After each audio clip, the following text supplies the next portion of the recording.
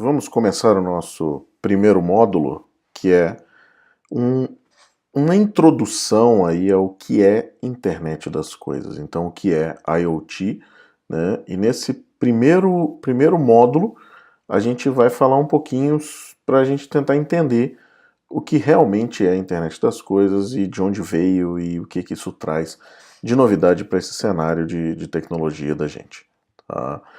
Mas trazendo o literal do termo, eu gosto da ideia das definições, porque quando a gente pensa em definições, né, tem algumas coisas que vêm à tona e cada fabricante atualmente tem a sua definição para a internet das coisas. Então, o que é realmente IoT? IoT foi um termo que foi cunhado pelo Kevin Ashton em 1999 e quando ele fabricou esse termo, na verdade, para vender, né, aí uma ideia de uma loja que fazia identificação de produtos com RFID, ou seja, aquela tecnologia que muitas lojas aí utilizam e que você certamente já deve ter visto em alguma calça jeans ou em alguma camiseta sua, aquela etiqueta, né, um pouquinho mais dura que vem pregada, né, nas camisas, principalmente algumas camisas de marca, né, tem isso aí para facilitar a contagem, para facilitar a identificação de modelo. Então, RFID é aquela tecnologia, por exemplo, que permite você reconhecer milhares de peças, né, dentro de uma gaveta sem que você tenha que fazer nenhuma contagem. Você passa uma antena, energiza esse cara, né, e ele diz que ali tem tantas etiquetas de tal tipo, tantas etiquetas de outro tipo, e você consegue fazer a contagem. Isso foi popularizado na Macy's, por exemplo, né, que começou a receber dos fornecedores através de etiquetas, né, com RFID para fazer contagem. E uma das coisas que foi criado o termo de internet das coisas foi exatamente para ter isso conectado por um totem no meio ali daquela sessão, né, e com isso você saber o que estava acontecendo ali. Ou seja, uma identificação conectada. Né? Quando você pensa nesse modelo, né, você está falando de dispositivos, né, sejam eles quaisquer, sejam eles aonde eles estiverem, conectados de forma autônoma, ou seja, sem a necessidade de interação humana, né, por meio de um gateway, de um modem, de uma saída de rede, ou através deles próprios, fazendo uma chamada direta para uma nuvem, ou seja, essa é a ideia mais primária, né? É a ideia que eu costumo dizer que é o básico, né? O preâmbulo aí do nosso negócio seria a ideia de se conectar a alguma coisa e a isso dá-se o termo de internet das coisas, ou seja, coisas conectadas somente.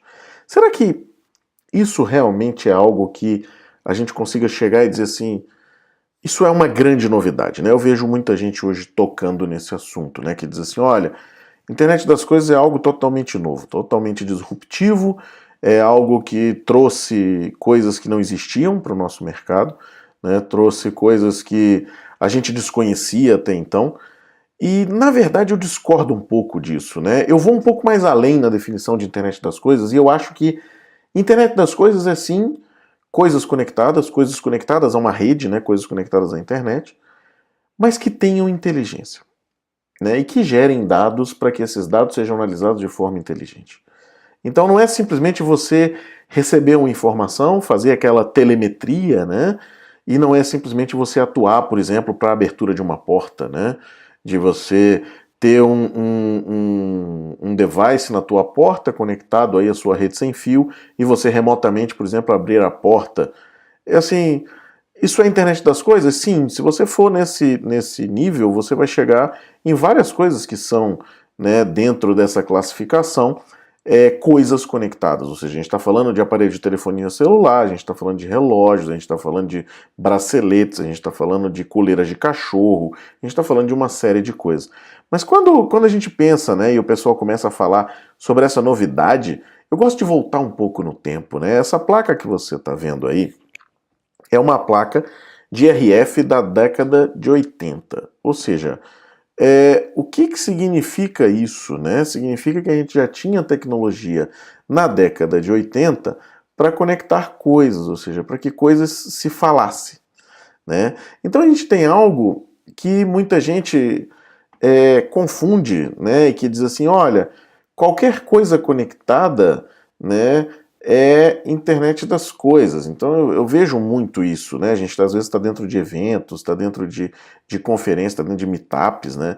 E o pessoal tem esse fervor, né, em trazer o termo internet das coisas como sendo algo que é totalmente disruptivo, né? E a gente vê aí que não, que eu já tinha conectividade nessa época, mas eu vou um pouco mais além.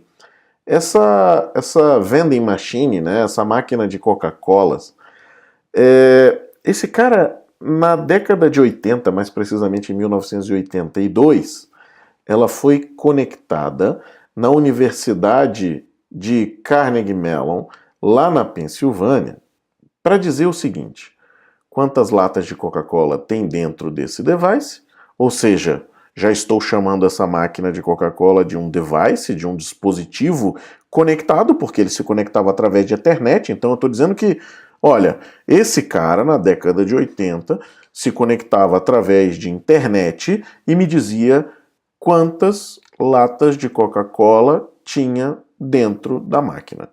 Se ela me dizia isso e eu tinha um timestamp, ou seja, eu tinha uma data de início dessa informação, logo eu conseguia inferir que a Coca-Cola estava gelada ou não a partir de um certo tempo dela dentro da câmara refrigerada desse equipamento, dessa máquina, desse vending machine, desse smart device.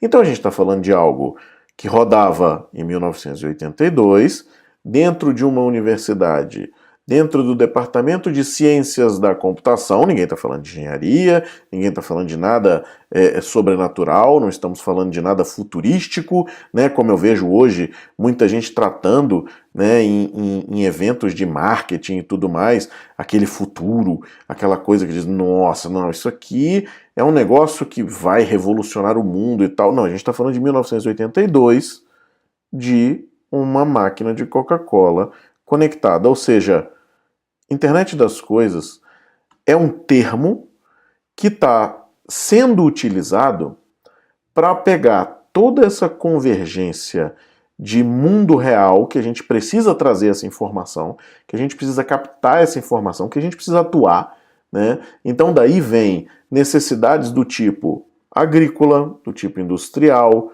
mas veja, nada disso é novo. Não estou falando, por exemplo, que não exista a indústria 4.0. Sim, ela existe, mas ela é muito mais agregação de mais tecnologia do que o uso de conectividade, como alguns pregam, para que isso seja a indústria 4.0. Quando a gente fala, por exemplo, da agricultura, a agricultura hoje no Brasil é algo extremamente tecnológico. A gente tem hoje campos cultivados com tratores passando com erro de centímetros, mas são centímetros mesmo, né? É menos de 5 centímetros, por exemplo. E isso tudo controlado remotamente. Então, isso já acontece há alguns anos, tá? Então a gente está falando de o quê? De um sensoriamento num nível absurdo, um nível de conexão absurdo no campo, ou seja, a gente está falando de internet das coisas.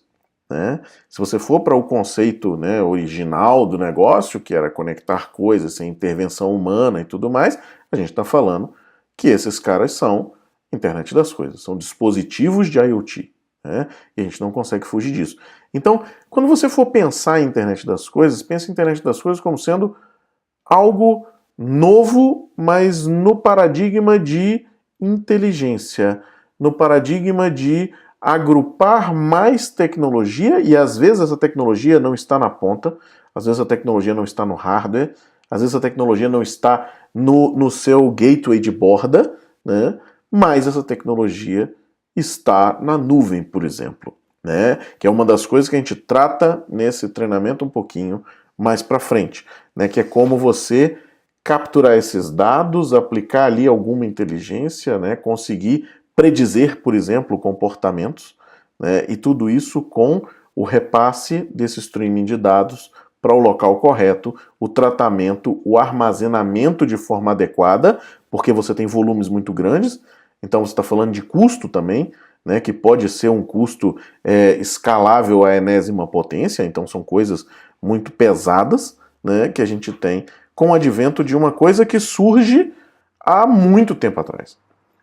Ou seja, se você olhar hoje, a vending machine que você encontra hoje em grandes shoppings, em grandes lojas, né, você não tem grande diferença para essa que a gente está vendo aqui na tela. Ou seja, qual é a diferença desse cara? Ele utilizava Ethernet, hoje eu também continuo utilizando, né? Ele tinha um nível de segurança menor, hoje eu tenho um nível de segurança maior, hoje eu tenho um cartão de crédito, né? Eu tenho um POS atrelado a esse hardware, ou seja, eu consigo fazer a minha compra, consigo bilhetar essa compra, consigo gerar, consigo predizer estoque, mas eu já fazia isso no passado. Então, é um pouco disso, né, que eu acho que vale a gente trazer, ou seja, equipamentos aí para fazer isso, né, pessoal para fazer esse tipo de conectividade, a gente já tem há muitos anos. Então, o que mudou? Né? E por que esse buzz está tão forte, né? Esse barulho em cima de internet das coisas está tão forte? Porque surgiu uma coisa que é a popularização dessas novas tecnologias que facilitam a criação de novos dispositivos, a criação de novos produtos de tecnologia, a criação de novas coisas aí, né? E principalmente usando hardware, coisa que a gente não via há 5, 10 anos atrás. Se você tem aí seus 35, né, 40 anos e você já está na área de tecnologia há algum tempo, né, como é o meu caso, você sabe qual era a dificuldade há 5, 10 anos atrás, por exemplo, para você chegar e dizer assim, não, eu vou criar um hardware. Você não dizia isso. Não era uma coisa tranquila de se falar. 5 anos atrás até era, né? Mas há 10 anos atrás já não era mais. Você tinha um kit de desenvolvimento que custava absurdo, você tinha que fazer importação, você não tinha aquela compra, né, direta como você tem hoje. Hoje você tem marketplaces aí de componentes eletrônicos que estão acessíveis para pessoas que nunca viram um resistor na vida, nunca viram um capacitor, né, não sabem sequer o que é um microprocessador, mas programam um Arduino, mas programam um Raspberry Pi, por exemplo. Né, e não estudaram formalmente isso. Eu vejo hoje pessoas conversando sobre FPGA, sobre hardware reprogramável, né, e que não têm formação em hardware, e que não sequer estudaram isso. Mas isso hoje virou um mainstream, por quê? Porque a facilidade está tamanha graças a um movimento chamado Maker. Né?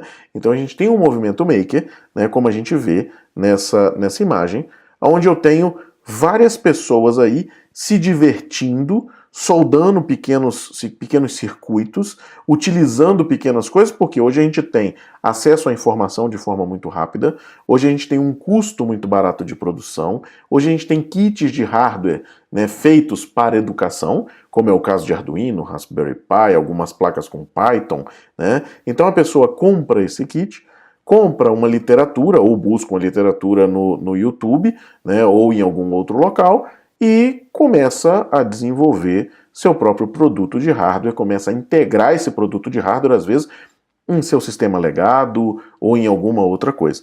Então esse movimento Maker foi o precursor, né, dessa, digamos, popularização do hardware, né, dessa arduinização da educação até nas faculdades, até de engenharia, né, que hoje está muito mais simples, ou seja, hoje a gente tem curso de hardware para crianças, por exemplo. Uma coisa que a gente não imaginaria há tempos atrás, hoje a gente está falando de Lego popular dentro de escola, né? Então você tem o Lego NXT que faz uma série de coisas e a criança programa aquela lógica, né? Você tem hoje Node-RED, que é uma tecnologia aberta de software, onde você arrasta e solta conectores, e esse movimento seu rápido vai produzir um software que roda dentro de um microprocessador. E, se brincar, se conecta à nuvem, manda mensagem e faz uma série de coisas. Isso é profissional? Não é não profissional, né? Mas o que todos têm que concordar é, indiferente do nível de conhecimento e do que está sendo produzido, isso está levando à popularização e, principalmente, quando você começa a atingir a massa, você começa a descer o custo dessa tecnologia. Uma vez que essa tecnologia começa a descer o custo, a gente está falando de se desenvolver mais tecnologia. Então a gente cada vez mais transforma o público em não consumidores, mas criadores de novas tecnologias. Hoje uma pessoa consegue ter uma ideia dentro de casa, prototipar essa ideia, buscar um investidor e fundar uma startup, por exemplo. Isso hoje é possível, isso hoje é simples, não é complexo. Né? Você tem uma série de mecanismos que te facilitam nisso. E com isso a gente vê surgindo aí, né, vários novos produtos. A gente vê, por exemplo, Kickstarter, Indiegogo saindo como várias coisas saindo, né, desses crowdfundings, né, e dando vida a novas tecnologias. Então a gente está falando de placas, de kits, de uma série de coisas que hoje são custeadas pela grande massa, ou seja, aquele cara que eu sou entusiasta, por exemplo, de processamento de imagem. E aí eu crio o meu próprio produto e digo assim, olha, eu tenho um monte de gente que é entusiasta disso e que quer fazer isso aí, que quer utilizar isso aí no dia a dia. Né? E essas pessoas se juntam e pagam por um preço para que você pré-produza isso. Então isso está trazendo esse movimento de criação, né, está dando tração a todo esse buzz de internet das coisas. E aí a gente tem pequenas soluções criadas dentro de casa, que estão dando vida ao conceito de cidades inteligentes. A gente tem criações de dentro de casa funcionando como os novos gestores do healthcare, por exemplo, né, onde eu tenho coisas monitorando idosos, onde eu tenho pequenos devices dentro de banheiro que são botões de emergência, onde eu tenho trackers de animais sendo feitos dentro de casa, tomando mercado e tomando principalmente mercado de grandes players. Né? Então, hoje o cara tem uma ideia e consegue fazer isso. E onde é que a gente chega, né, nisso tudo? E aí é o que é importante a gente começar a falar. Eu acho que esse movimento maker é uma coisa muito legal. Eu acho que ele traz o conceito de que é possível se fazer. Você empodera então a pessoa a criar seu próprio hardware. E aí eu convido você a conhecer o que já existe aí de plataformas e tudo mais, né? Mas que você se atente um pouco a alguns detalhes. Por exemplo, arquiteturas. Né? O que mais se vê são dispositivos que se conectam à nuvem em uma primeira instância e depois se conectam a uma interface. Então você tem plataformas hoje de IoT que fazem isso, né? Então você tem várias plataformas que fazem isso, onde você está na sua casa e você diz assim, não, eu vou comprar uma plataforma de hardware qualquer, eu vou comprar um hardware qualquer e vou conectar esse cara a essa plataforma. Então você vai lá e manda uma mensagem, seja ela num protocolo qualquer, a gente vai falar já de protocolo, né? Seja ela com qualquer enlace físico de dados, não vamos entrar nesse detalhe agora nesse momento, vamos só focar nessa arquitetura. Né? E aí eu tenho algo que é sensacional, ou seja, eu acabo de criar o meu primeiro dispositivo. Ele se conecta a uma nuvem, ele se conecta a um servidor de alguém, ele manda dados e eu consigo ver no meu telefone celular. Isso é a primeira coisa que qualquer pessoa consegue fazer ao adquirir ou ao prototipar alguma ferramenta de internet das coisas. Né? E aí tudo certo. Eu tenho então a minha lâmpada que se conecta à internet e que funciona muito bem. Né? E aí vem alguns alertas, né? Para quem está pensando no mercado em um formato profissional, para quem está tentando entrar nesse mercado, para quem está tentando fazer aí um suporte, né, a empresas que estejam desenvolvendo isso, que a gente começa a ver alguns problemas. Por exemplo, como esse dado é trafegado? E a resiliência disso? E se eu desligo a conectividade à internet? Como isso se comporta? Isso deveria se comportar no momento de falha como? Isso está lidando com vida de pessoas? Qual o nível de segurança disso? Né? E aí você começa a ver um novo mercado começar a fervilhar, que é um mercado de segurança, que é um mercado de teste de hardware, que é um mercado de visibilidade aí como um todo dessa solução. né? Então, você começa a ver novos profissionais se criando e o principal, a gente sempre, e até agora eu não tinha tocado nesse assunto, mas a gente sempre está falando de dados. Se você notar, tudo hoje gera dados. Dados hoje é a moeda, é a nova moeda, né? Quando você pensa, por exemplo, numa lâmpada, eu tenho uma enormidade de informação vindo de uma lâmpada conectada. Desde quantas vezes ela acendeu e apagou, isso gera a longevidade dessa lâmpada, então eu consigo fazer uma predição de quando ela queima, porque ela foi fabricada e ela vai se queimar em um período determinado, de acordo com os testes, com o material, né, com uma série de coisas, ou com a variação de temperatura daquela região, ou com a variação de energia daquela região, né, com os picos, com intempéries climáticos, né, com descargas atmosféricas e, cara, uma enormidade de coisas. Então hoje a gente está falando que, por exemplo, se eu tenho uma lâmpada, né, e se eu tenho algo que irriga a minha planta, eu posso juntar isso a um volume de dados para gerar uma nova informação, né? Então a gente está falando que todos esses dispositivos estão gerando e trafegando dados. Quando a gente está falando disso, eu estou entrando ainda, né, num começo de conversa aqui, naturalmente a gente vai analisar algumas coisas mais para frente, mas quando você começa a falar que uma lâmpada gera dados e que uma lâmpada começa a predizer o comportamento daquele usuário, por exemplo, quando se fala do Nest hoje, né, se você nunca ouviu falar no Nest, o Nest é aquele dispositivo, né, que foi adquirido pela Google, tá, para controlar. Ele é um hub de dentro de casa, na verdade ele era um termostato. Ele acabou virando um hub da sua residência para que você tenha uma casa inteligente, né? Quando eu penso no Nest, olhando esse cenário que a gente está aqui na tela, eu estou falando que se o Nest tivesse simplesmente uma conectividade com a nuvem simples e se essa nuvem caísse, ele não servia para absolutamente nada, além de um termostato comum. Então, aonde está a revolução da internet das coisas? Que quando ele perde a conectividade, ele perde a inteligência. Então aí a gente começa a ter novos paradigmas de produto, novas necessidades de mercado e com isso começam a se criar novos especialistas, novos cargos em tecnologia e uma série de outras coisas. Então é isso aí que eu convido você a entrar um pouco mais a fundo, né? Além de ficar somente, quando se fala de movimento maker, né?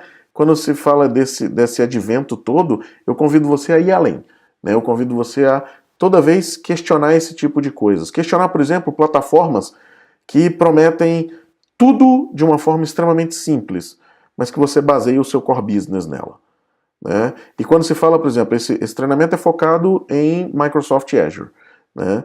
E quando a gente pensa, por exemplo, eu tive uma discussão como essa no Meetup recentemente, né? Que a pessoa diz assim, olha, e se eu basear o meu core numa nuvem como a Microsoft, ou como a IBM, ou como o Amazon, né, por exemplo, o que me garante que esse cara não sai do ar? E aí eu respondo essa pergunta assim, o que te garante que uma pequena plataforma não vai ser expandida, por exemplo, né? Porque quando a gente fala de IoT Hub, quando a gente fala de AWS, IoT, né, a gente está falando de plataformas que são baseadas em alguns modelos abertos e tudo mais, ou seja, tudo isso está dentro, por exemplo, de uma pequena arquitetura como essa daqui, né, que é eu pegar meu dispositivo, linkar ele na nuvem e a partir da nuvem eu descer ele para uma interface para que eu consiga fazer esse controle. Será que isso realmente e somente isso realmente é internet das coisas? Então isso aí é o convite que eu faço, você a dar uma pensada em cima disso. A gente vai naturalmente falar de mais padrões, de uma série de outras coisas um pouquinho mais para frente, tá? Quando a gente pensa nesse modelo simplório de pegar um dado, mandar para a nuvem e analisar esse dado, eu trago esse exemplo. Eu trago esse exemplo da coleira de cachorro, que faz um tracker, que faz um monitoramento desse cara baseado num GPS. Ou seja, o que eu estou falando aqui? Estou falando que esse cara tem um GPS dentro dele, que esse GPS, além de tudo, né, e esse hardware, além de tudo, se comunica, né? Então ele manda esses dados, ou seja, eu consigo criar, por exemplo, uma cerca virtual, prender esse cachorro dentro dessa cerca virtual e dizer o seguinte, olha, se esse cachorro sair, né, dessa cerca, você me manda um alerta. Ou se ele sair do perímetro de casa, você começa a usar, por exemplo, ligação de telefone ao invés de usar o Wi-Fi. Né? Consigo garantir uma série de coisas e fazer isso funcionar. Mas se você olhar para esse device e se você voltar nessa imagem, o que a gente tem? Eu tenho um dispositivo que se conecta primariamente a uma nuvem, que manda esses dados a essa nuvem e você recebe esses dados do outro lado. Então eu estou falando de um posicionamento de GPS, ou seja, estou falando aí de 2 dados, né? Estou falando de alguns bytes de informação e eu envio esses pequenos, né, esse pequeno payload, esses pequenos dados, né, para uma nuvem, salvo esse cara e vou aplicar um tratamento depois. O que esse dispositivo tem de informação para mim? O que esse dispositivo gera de dados? Somente esses dados. Ele não tem mais nada. Ele não tem nenhuma inteligência na ponta, ele não processa mais nada. Ele simplesmente diz o seguinte, olha, eu estou em tal posição, se eu sair dessa posição, o que é que eu faço? Ele me pergunta, eu vou dizer, olha, você acabou de sair dessa posição, ou seja, eu estou fazendo uma comunicação de subida, uma comunicação de descida e acabou. Tá? Então a gente está falando de um dispositivo que gera poucos bytes a cada envio. Se você começa a analisar esse dispositivo ao longo de uma vida, ele começa a gerar uma série de megabytes de informação. Se eu junto todas as coleiras desse modelo já fabricadas, eu estou falando de alguns gigabytes sendo repassados concomitantemente, sendo repassados às vezes ao mesmo tempo. Né? Então, esses caras vão mandar esses dados brutos e aí cabe a nós fazer o repasse, a rota desses dados e fazer a análise desses dados. E aí dizer, por exemplo, que o cachorro saiu daquela cerca virtual que eu criei ou não. Tá? Então é um pouco disso que a gente fala desses devices corriqueiros aí, desses devices mais tranquilos de internet das coisas, que são os devices que, se a gente for traçar um paralelo de passado, como a gente estava falando agora há pouco da máquina de Coca-Cola, a gente está falando de algo que é aquele dispositivo que ficava dentro de um caminhão, por exemplo, e fazia telemetria via GPRS ou via mensagem de SMS. Né? É praticamente a mesma coisa. Ou seja, ele pega um dado, envia um dado, eu lá na central processo esse dado, devolvo uma informação, se eu mandar uma informação, ele faz alguma coisa, ou seja, ele atua em alguma coisa. Né? É a mesma coisa. Se você for analisar, é uma arquitetura que se encaixa perfeitamente bem nesse desenho que eu coloquei aqui na tela. Tá? Mas, quando a gente falou desse monte, desse apanhado de coisas, o que a gente precisa para fazer um projeto de IoT? Qual é a minha necessidade? A minha primeira necessidade, né, que é o que todo mundo já brilha os olhos, né, é o hardware. Então é assim, um dispositivo de IoT necessariamente precisa de um hardware? Sim. Né? Ele precisa de algo que faça essa coleta de mundo real, né, e transfira esses dados para esse mundo virtual, né, para esse emaranhado de informação, e que a gente vai estar tratando essa informação, né? Vai estar trabalhando esse dado para que ele vire uma informação. Tá? Aí vem a primeira questão. Eu preciso, para começar um projeto, de um hardware? Não, você não precisa.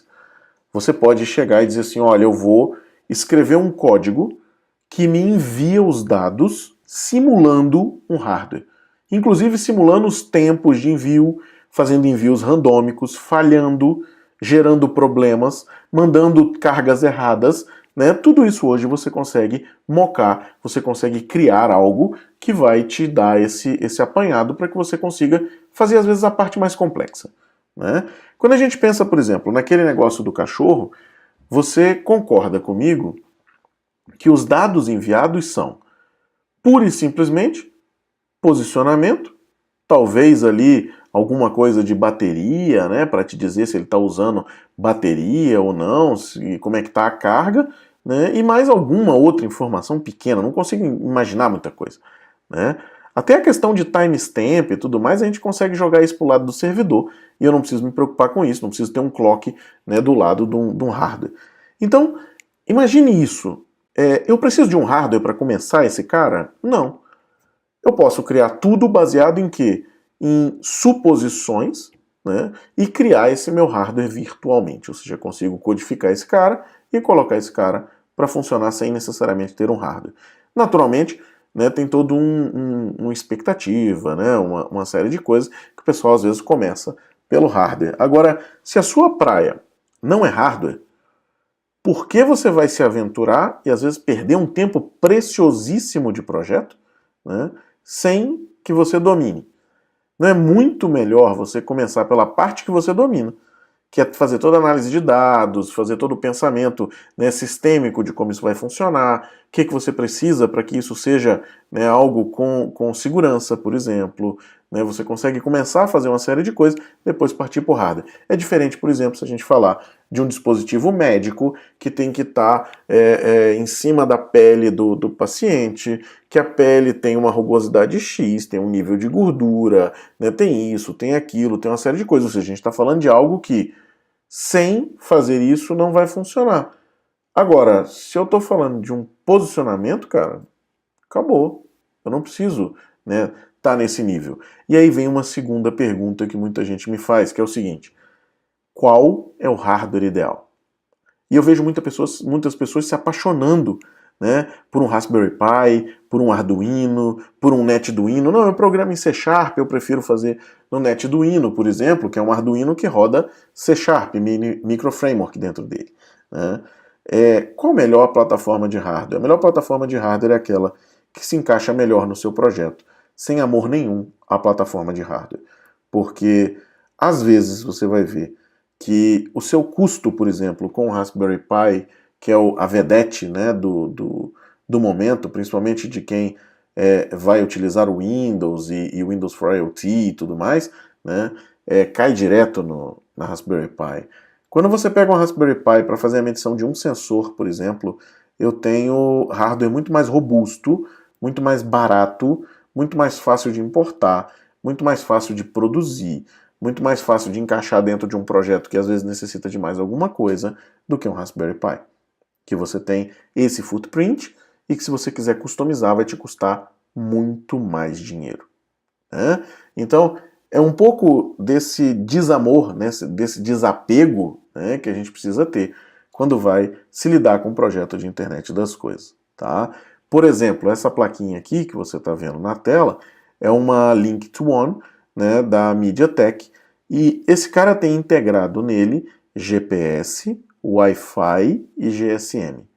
É um cara que custa $30 a mais o kit de desenvolvimento dele do que um Raspberry Pi, né, mas eu consigo fazer produção, porque esse carinha que está tracejado aí na tela, né, ele vem pronto para produção, ou seja, eu consigo pegar ele e fazer a minha própria placa e fazer a utilização de todos esses caras. Esse é um modelo já antigo, né, mas é só para você ter uma ideia. E quando a gente fala de produção, a gente está falando de $9, $10, né? Se você fizer em uma escala muito grande, você está falando até de $8 para que você tenha um System on a Chip com esse cara que te dá a possibilidade de utilizar GPS, Wi-Fi e GSM. Quando eu tenho tudo isso agregado, eu estou falando de um custo que acabou de cair de $35, quando a gente fala de um Raspberry Pi 3, para $8 na escala, mas você ainda tem que fazer a sua placa. Então estamos falando aí de algo em torno aí dos seus $15, $20 para você ter isso fabricado. Né? Quando eu tenho isso customizado para o meu projeto, às vezes com um encapsulamento pequeno, né, e que eu pense nas minhas necessidades energéticas e tudo mais. Né, esse cara também tem carregador de bateria LiPo, tem uma série de outras coisas. Eu não vou entrar nos detalhes, né, aqui do hardware, porque não é nosso foco, mas pense sempre nisso. Né? Será que não tem algo melhor do que essa plataforma que eu estou imaginando ser a ideal? Será que não vale a pena, quando eu vou começar um projeto, eu parar um pouco e desenhar esse projeto como um todo, ao invés de cair na prototipação, né, e me deixar levar pelo canto da sereia, né, e acabar perdendo muito tempo nesse negócio? Então é um pouco disso que eu acho que vale a gente ressaltar. Tá? E aí, quando a gente começa a falar de hardware, a gente tem dois modelos aí bem distintos, né? A gente tem os sistemas operacionais embarcados, os Embedded OS, né? E a gente tem os Bare Metals. Então, vamos começar pelos Embedded OS. Esses caras são algo que me dão o seguinte: eu tenho tudo pronto. É como se eu tivesse um Windows ou um Linux pronto, eu instalo ele na minha máquina e começo a utilizar. Será que eu preciso de tudo isso? Essa é outra questão, né? E assim, eu preciso passar uma série de dados, eu preciso compilar programas, eu preciso fazer... Você realmente precisa disso? Você realmente precisa fazer tudo isso? Porque é diferente, são coisas diferentes, por exemplo, quando você fala assim, eu vou capturar uma imagem e vou enviar essa imagem.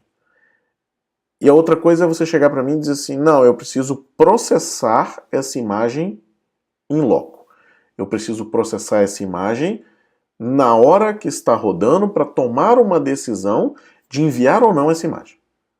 Poxa, peraí. Então a gente está falando de algo que eu preciso de um poder maior e que se eu tiver um sistema operacional por trás, ele vai me dar um suporte maior. Estou trazendo o caso da imagem, tá? Mas pode ser qualquer outro. Tá? Então assim, será que eu preciso? Eu preciso salvar arquivos ou não? Poxa, preciso, então isso vai me dar muito trabalho de escrever tudo na mão.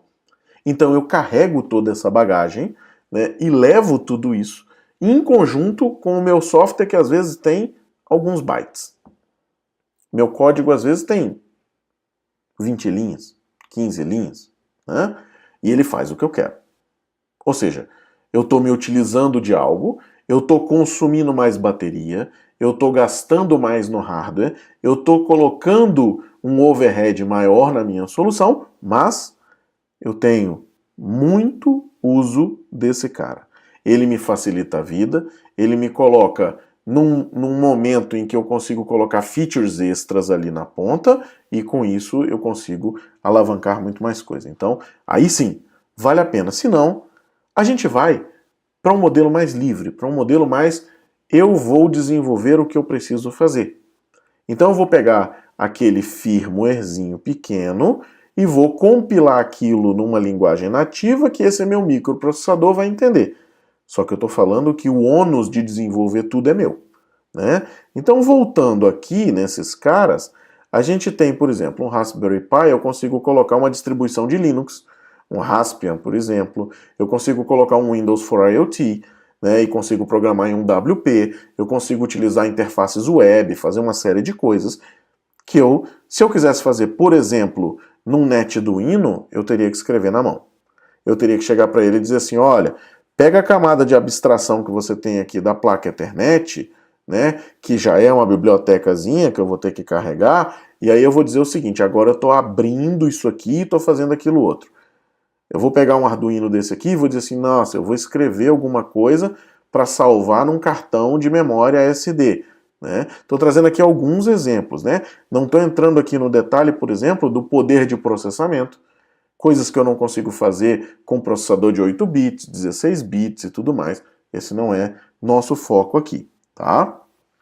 Então, essas são as duas diferenças aí para que você entenda, né, quando você se deparar com isso ao longo do seu projeto, sobre o que é um sistema embarcado e sobre o que é um bare metal ou alguma coisa que você está salvando aí diretamente naquela linguagem nativa, né, abstraindo toda essa camada que a gente já tem do sistema operacional. Quando a gente sai da camada de hardware, a gente entra numa camada de comunicação do nosso projeto. E quando a gente fala de comunicação, a gente fala basicamente de duas coisas. Eu tenho a parte física da comunicação, ou seja, como eu vou me comunicar fisicamente, né? Para a gente entrar num nível aí bem alto, né, de abstração. Eu estou falando de conectar um cabo de rede ou Wi-Fi, por exemplo, né? E aí, quando eu falo de Wi-Fi, eu tenho vários tipos de conectividade de radiofrequência, né? Então, quando a gente fala de conectividade de radiofrequência, eu trouxe aqui algumas para que você conheça e saiba o que é possível. Então, vamos lá. Sigfox. Sigfox é um modelo de comunicação baseado em telefonia celular, né, onde ele é dono da sua telefonia, ou seja, a rede Sigfox é toda dela, né? Ela controla tudo, você utiliza a nuvem dela e você consegue interagir com outras nuvens. Então eu tenho que passar minha mensagem por dentro dela, chegar lá na ponta e repassar isso. Quando a gente fala de dispositivos no campo que eu falo não agricultura, né, mas na rua, né, de colocar esse dispositivo na rua, eu estou falando basicamente de necessidade de interagir com ele. E aí vem a primeira coisa que você deve pensar, que é o seguinte: eu preciso mandar mensagens para esse meu dispositivo, sim ou não? O que significa isso? Se eu enviar uma mensagem para o meu dispositivo, ele deve fazer alguma coisa? Ou esse dispositivo serve simplesmente para me alertar de alguma coisa? Por exemplo, eu tenho um dispositivo que é um termômetro. Esse cara fica pregado na parede e ele a cada 3 minutos manda para mim a temperatura. Se ele não mandar a temperatura em 9 minutos, significa que alguma coisa aconteceu com ele. Porque ele também me manda a cada X tempo o quanto ele tem de bateria sobressalente para que eu consiga planejar a troca de bateria. Ou seja, esse é um dispositivo que pura e simplesmente me informa dados. Ele me envia dados, né? E aí, esse carinha, ele pode tranquilamente, por exemplo, usar um Sigfox. Por quê? Porque o Sigfox ele só permite que você envie pouquíssimas mensagens por dia para o dispositivo. Eu não vou entrar no detalhe, porque a nossa ideia aqui é que esse curso seja um pouco atemporal, né? E aí, às vezes, ele pode mudar a regra e dizer assim, ao invés de 4 mensagens por dia, agora eu tenho 6. Ao invés de um payload de X, eu tenho Y. Né? Então, esse cara, o que ele faz? Ele pega o seu dispositivo, recebe essa mensagem do seu dispositivo, ou seja, ele tem um modem dentro desse seu dispositivo, semelhante ao que você tem, né, no teu spot Wi-Fi dentro de casa. Né? Ele pega esse cara e manda para a nuvem da Sigfox. Com segurança, com uma série de coisas. Tá? Ele garante tudo isso para você e você paga uma mensalidade para ele que não é proibitiva se você tiver poucos devices. Mas ela começa a se tornar cara se você tiver muitos devices. Né? Então é uma coisa a se pensar. E você tem direito a um número X de mensagens de download aí, ou de mensagens de envio para o teu device. Né? Para você atuar em alguma coisa, dizer, olha, me manda, sei lá, me manda os dados tais, ou me faz alguma coisa, ou desliga, ou liga, alguma coisa desse tipo. Tá? Então essa é uma forma de comunicação. A forma que todo mundo já ouviu falar e tudo mais é a que a gente usa cotidianamente, que é o Wi-Fi. O Wi-Fi a gente tem no Raspberry Pi, por exemplo, eu tenho módulos específicos de Wi-Fi, né? Tem o ESP8266, muita gente utiliza para prototipar e tudo mais, tem que tomar-se algum cuidado, né? Ele não é muito resistente a interferências, então tem algumas coisas aí para se pensar, mas é um que populariza bastante o uso do Wi-Fi, tá? Inclusive alguns deles são spots de Wi-Fi, eles agem como spots ativos, então eles viram um Wi-Fi para você, né? E a partir desse momento você consegue entrar no dispositivo e fazer configurações nele. Tá? Então o Wi-Fi é essa forma mais comum. Né? Uma forma que está começando a ser falada no Brasil é o LoRa, né? Que é um Long Range Low Power. Tá? Então ele chega a alguns quilômetros aí.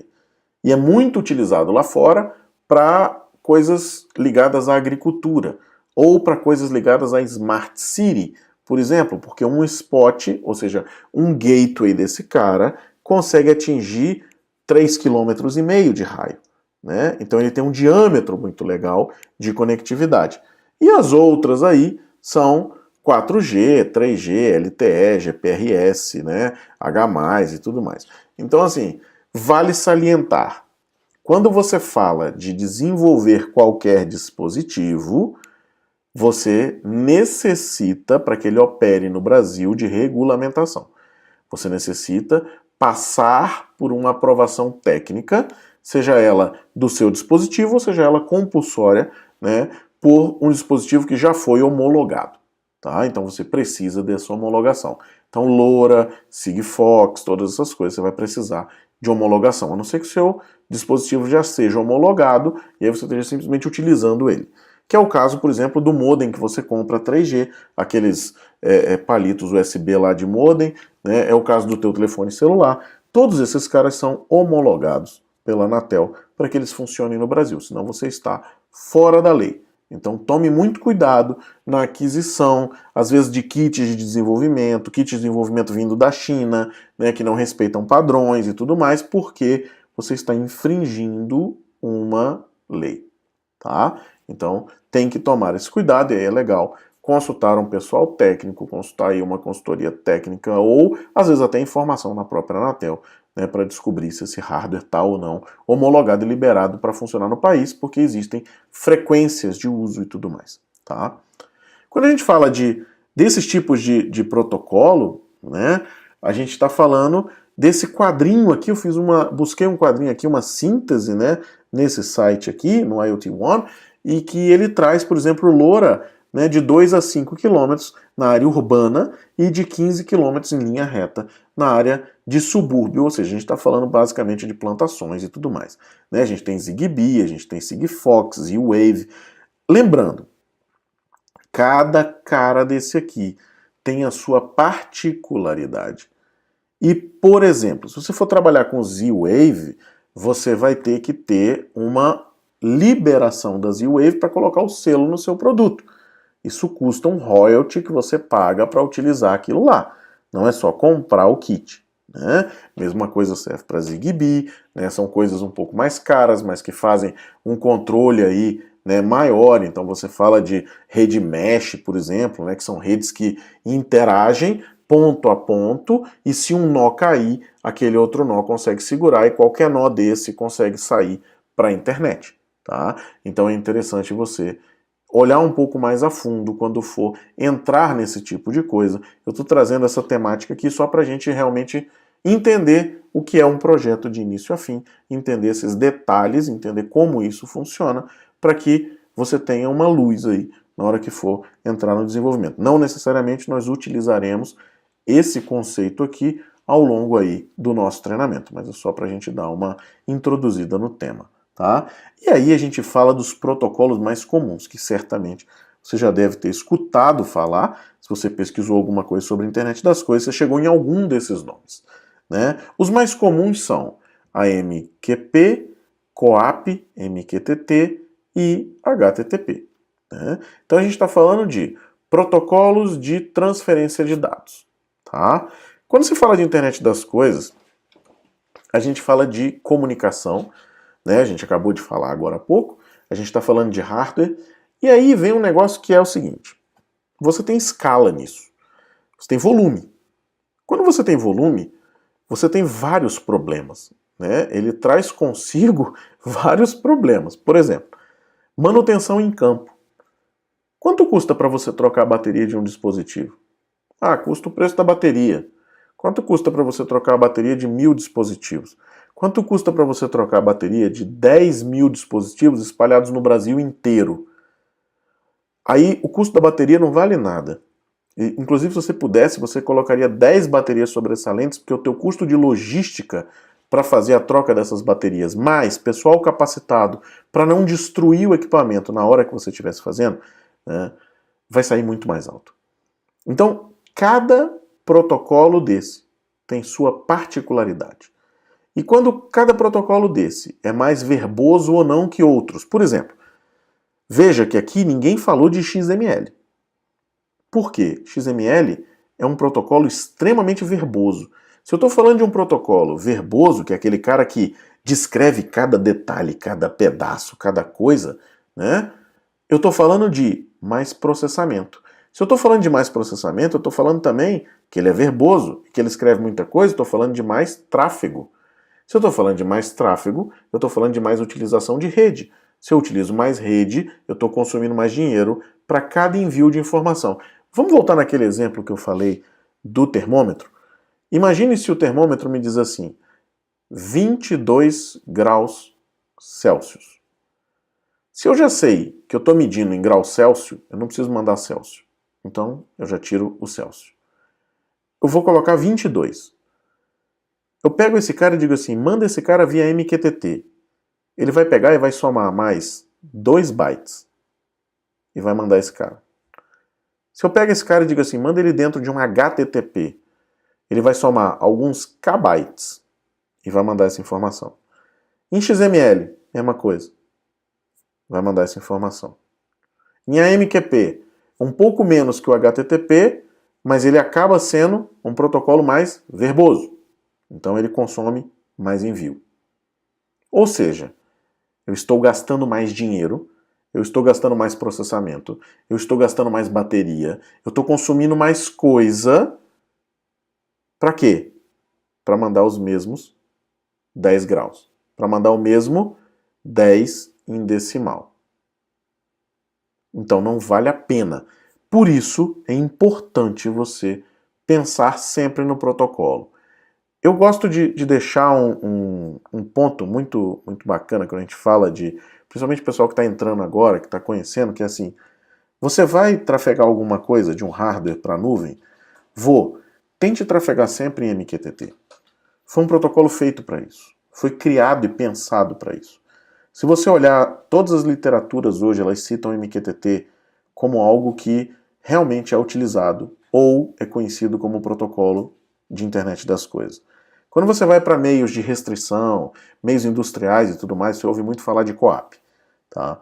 Mas eu acredito que não seja o caso da gente entrar em detalhes aqui. Eu trouxe só esse quadro para que você veja e tenha uma ideia, né? Principalmente de como é que ele funciona. Por exemplo, quem manda de device para device? Ó? Quem manda de device para nuvem? Então é assim, se eu tenho uma rede que vai se comunicar de device para device, que uma coisa fala com outra, MQTT pode não ser a minha solução. Mas se eu colocar um broker, ou seja, se eu colocar um servidor de MQTT que pode rodar dentro de um dispositivo, né? Por exemplo, lembra que a gente falou de embarcar um sistema operacional?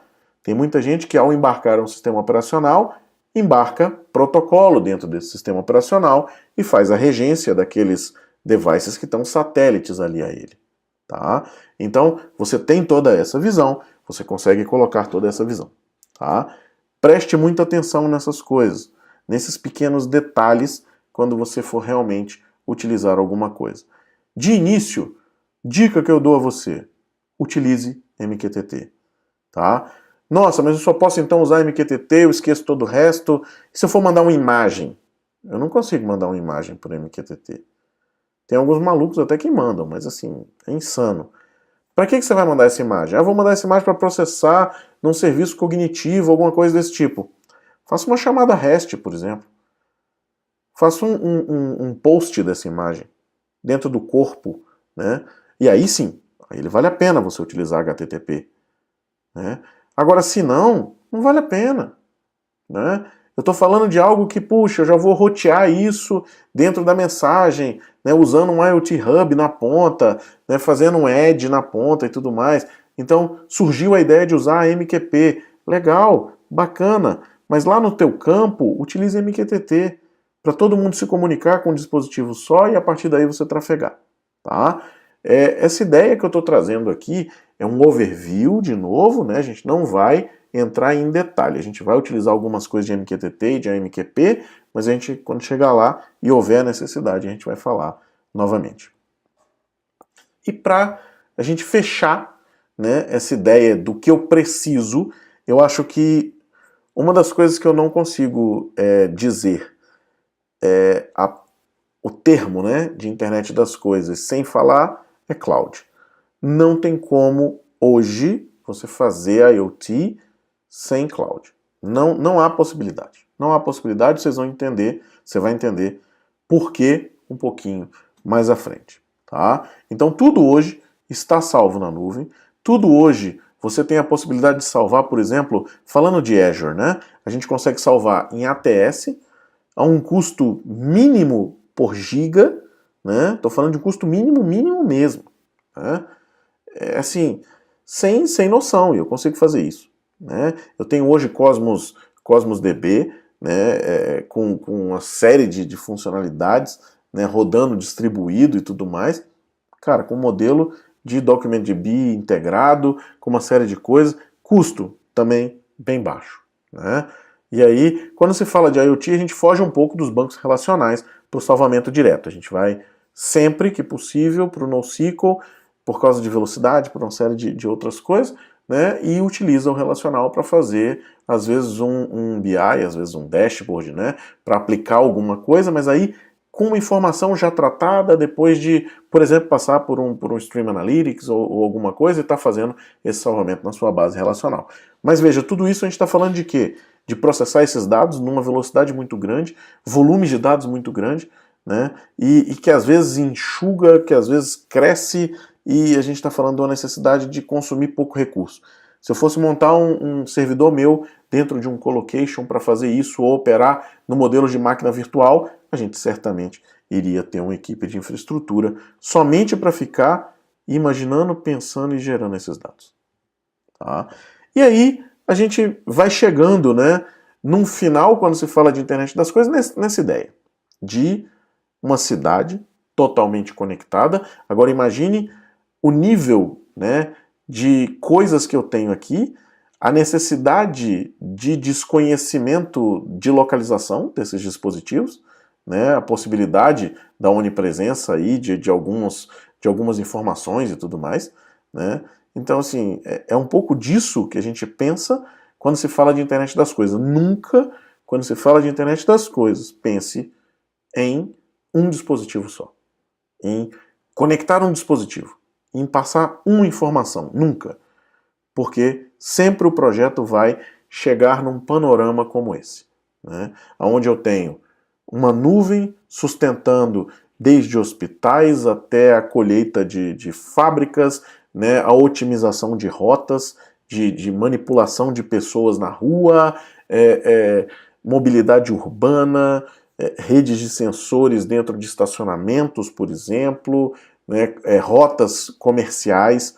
Então, como é que eu faço escoamento de uma fábrica? Como é que eu trago um comboio de políticos importantes para ter aquela onda verde de sinais? Então, estou falando de tudo isso rodando ao mesmo tempo, interagindo. E o que está interagindo entre essas coisas?